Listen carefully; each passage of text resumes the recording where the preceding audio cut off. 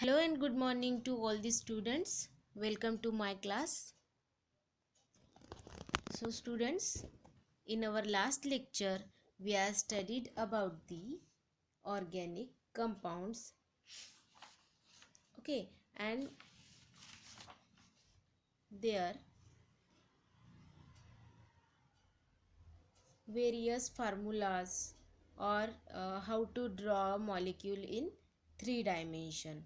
Okay, there are some formulas, that is Wedge formula, Fisher projection formula, Newman projection formula, as well as the Seahorse or Andreon formula.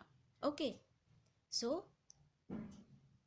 Last लेक्चरमध्ये आपण हे सगळे types जे आहे ज्यामुळे आपण काय करू शकतो 3 डायमेन्शनल स्ट्रक्चर जे आहे ते आपण ड्रॉ करू शकतो ते सगळे फॉर्म्युलेज बघितलेले आहे. ओके, सो आता तुम्हाला ऑर्गॅनिक कंपाऊंड्स काय आहेत आणि त्याला कसे रिप्रेझेंट करायचे आहे हे तुम्हाला इथे या मागच्या लेक्चरमध्ये कळलेलं असेल.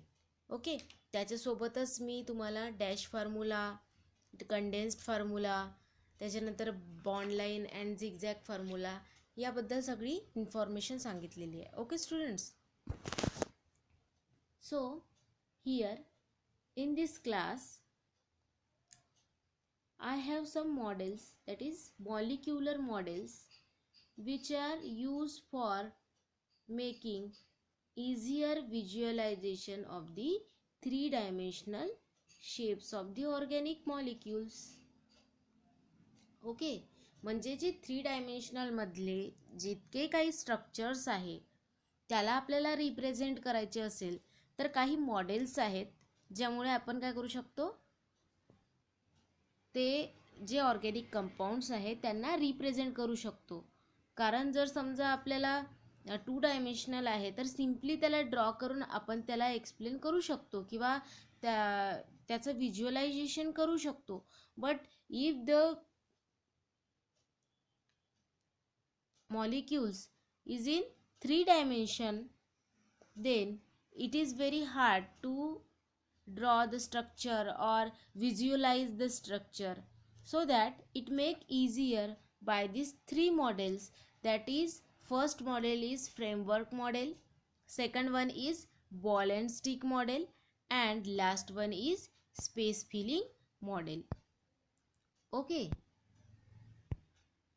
so here students, in this first model, that is framework model, you have seen that there is the skeletal type of structure. Okay, skeletal pattern आहे याच्यामध्ये आणि काय केलेलं आहे तिथे साईज जी आहे ॲटम्सची याकडे फार काही लक्ष देण्यात आलेलं नाही आहे. Okay, means it can only explain the skeletal pattern of the molecule which is in the 3 dimensional structure. ठीक आहे, तर हा झाला एक फ्रेमवर्क मॉडेल जे की स्टिक्सनी रिप्रेझेंट केलं जाते किंवा स्केलेटल त्याचं स्ट्रक्चर असते, like a skeletal pattern. Okay, so here in the second type of model, that is the ball and stick model, इथे बघा काय केलेलं आहे, बॉल्स आणि स्टिक्सचा यूज केलेला आहे. Okay, here this stick is use as well as this ball is use.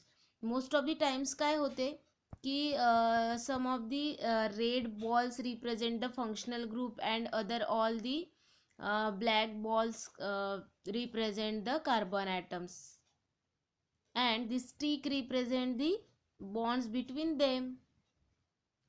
Okay, तर हे सगळे जे बॉल अँड स्टिक मॉडेलमध्ये आहे त्याच्यामध्ये स्टिक जी आहे काय रिप्रेझेंट करते, त्यामधला बॉन्ड रिप्रेझेंट करते आहे आणि जे त्याच्यामधला बॉन्ड जो आहे तो रिप्रेझेंट करते आहे आणि जो बॉल इथे प्रेझेंट आहे त्या बॉलवर काही वेळा रेड जो बॉल असते त्यांनी फंक्शनल ग्रुपला काय केलं जाते, रिप्रेझेंट केल्या जाते, and this black ball represent sometimes carbon.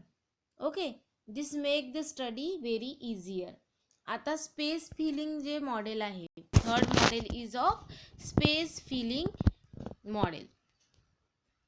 Okay, तर हे जे स्पेस फिलिंग मॉडेल आहे ते काय करते,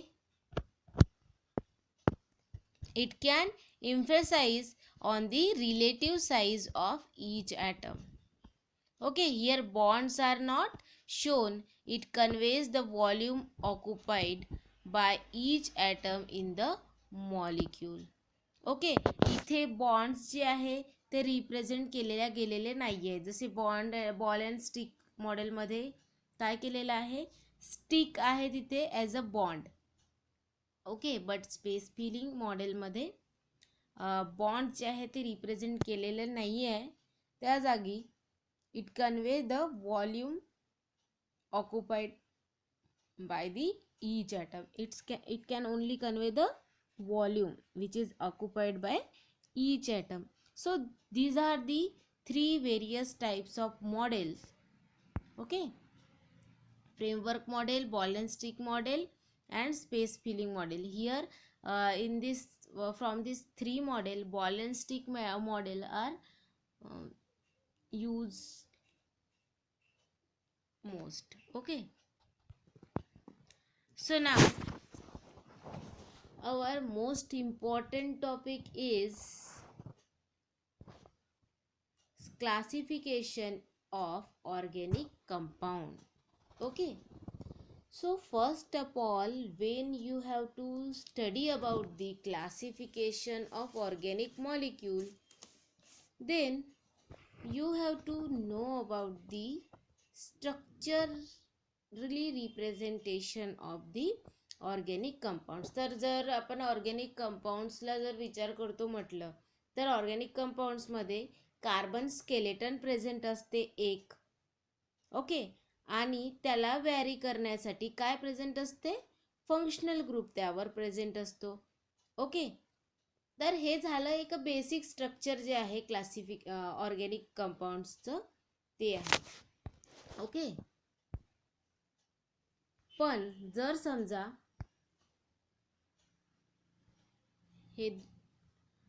समजा काय करायचं आहे आपल्याला,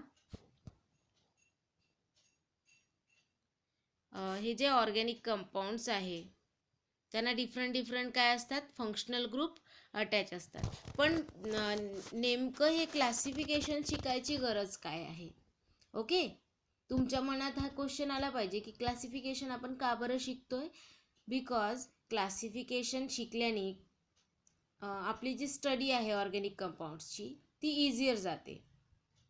there are various kinds of organic compounds and when we have to study about all these organic compounds, then classification is very important for study all the organic compounds. कारण क्लासिफिकेशन मुळे काय होते की आपण इझिली ते organic compounds जे आहे त्याची विभागणी करून त्याची स्टडी आपण इझिली करू शकतो. Okay, then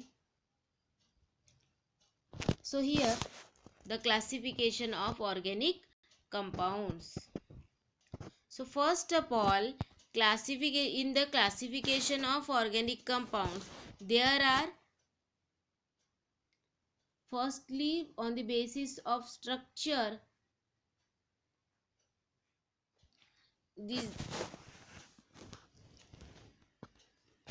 this is the classification on the basis of carbon skeletal. Okay, so sometimes the carbon skeletal is like a open chain. काही वेळा हे जे आपले ऑर्गॅनिक कंपाऊंड्स असतात ते ओपन चेनच्या माध्यमात असतात. For example here ethane, we take the example of ethane. Okay, here hydrogens are present. Okay, this is open chain, here is not ring.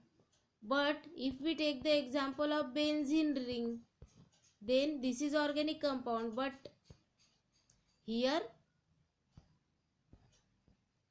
the ring is present. So on the basis of this structure, there are two types of classification, or it can be the organic compound can be divided as open chain, that is acyclic और एलिफॅटिक compound. एलिफॅटिक means क्या होता है, काय असते त्याच्यामध्ये, जे ring असते, chain असते, ती कशी असते, ओपन असते. ओके. आणि सायक्लिकमध्ये काय होत असते, सायक्लिकमध्ये एक सायकल असतो as like a benzene ring. ठीक आहे. बेन्झिन रिंग, इथे ओपन चेनमध्ये कोणताही कंपाऊंड प्रेझेंट असते आणि इथे प्रेझेंट असणारा कंपाऊंड एका रिंगच्या माध्यमात प्रेझेंट असते. Cyclic compounds and aliphatic compounds that means here is open chain compound and here is close chain compound. Okay. So this is first classification. आता काय होत आहे की जे सायक्लिक कंपाऊंड आहे त्याचे क्लासिफिकेशन कशा प्रकारे केले गेले आहे. Okay. So cyclic compound are classified as homocyclic compound and heterocyclic compound. Okay. आता होमोसायक्लिक अँड हेटेरोसायक्लिक मीन्स काय आहे. Homocyclic means same cyclic form present असणारे. ओके. ज्यांच्यामध्ये सेम सायक्लिक फॉर्म्स जो आहे तो प्रेझेंट आहे, that means it is homocyclic compound. And if heterocyclic compounds means म्हणजे डिफरंट सायकल्स जर प्रेझेंट आहेत तर त्याला आपण काय म्हणू, heterocyclic compounds. Okay.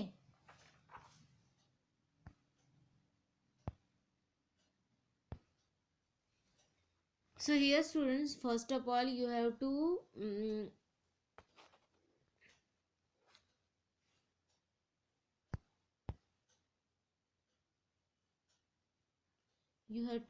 note down that in the homocyclic compound only carbon chain is present. Okay. Here is not any of the hetero atom. म्हणजे ही जी cycle बनलेली असते ती सारख्या म्हणजेच कार्बन ॲटमनी बनलेली असते. Okay. Here only carbon atom is present in this ring. Okay. Now what are the heterocyclic compounds और हेटेरोसायक्लिक मीन्स काय आहे. Okay. First of all hetero atoms means काय आहे हे तुम्हाला लक्षात ठेवावं लागेल. यालाच आपण होमोसायक्लिकलाच आपण काय म्हणतो, कार्बोसायक्लिक पण म्हणतोच, कारण इथली जी रिंग असते ती फक्त आणि फक्त कार्बननी बनलेली असते. Okay. But if other than carbon जर समजा एखादा ॲटम जर रिंगमध्ये प्रेझेंट असेल, if the cyclic compounds contain one or more heteroatom. Heteroatom means काय आहे, all the other atom if found in your organic compound. जर तुमच्या ऑर्गॅनिक कंपाऊंडमध्ये कार्बन व्यतिरिक्त दुसरा जर कंपाऊंड कोणता प्रेझेंट असेल तर त्याला आपण काय म्हणू, हेटेरोॲटम. जर हा हेटेरोॲटम तुमच्या रिंगमध्ये प्रेझेंट असेल तर त्याला आपण काय म्हणू शकतो, heterocyclic compound. So here heterocyclic compounds, the example of heterocyclic compound is, I am writing here for your better understanding. Here nitrogen is present in this ring. Okay. This is the piperidine. This is the formula for piperidine. No, not formula, this is the structure for the piperidine. Here it is also the cyclic compound, but it is including with the heterocyclic compound, means it includes heteroatom, that means it is heterocyclic compound. Okay.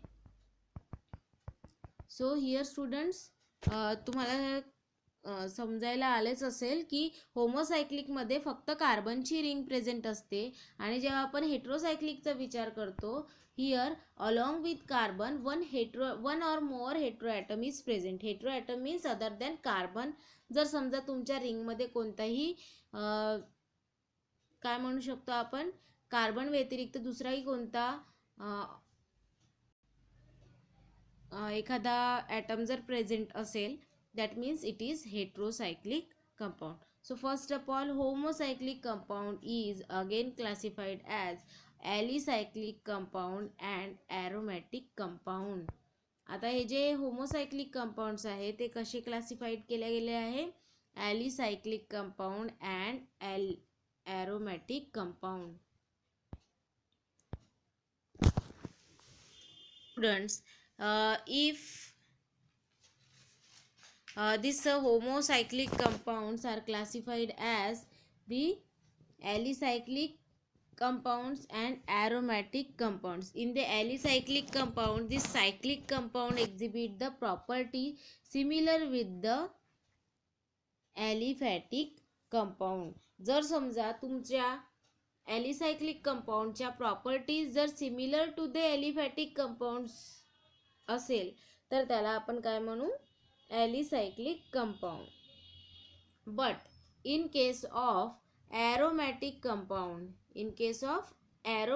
compounds, here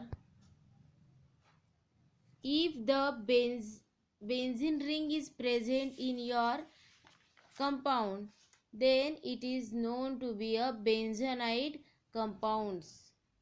If aromatic compounds included or containing benzene ring, that is known to be a benzenide compound, and if it is not included benzene ring, then it is known to be non-benzenide compound. This is about the homocyclic compound and their classification. Now heterocyclic, what are the heterocyclic compound and their classification. आता मी तुम्हाला हेटेरोसायक्लिक compounds काय आहे हे समजावून सांगितलेलंच आहे. Okay, आता त्याचं क्लासिफिकेशन असं आहे, heterocyclic aromatic compounds and heterocyclic non aromatic compounds. आता हे काय आहे हे आपण समजून घेऊ. ओके.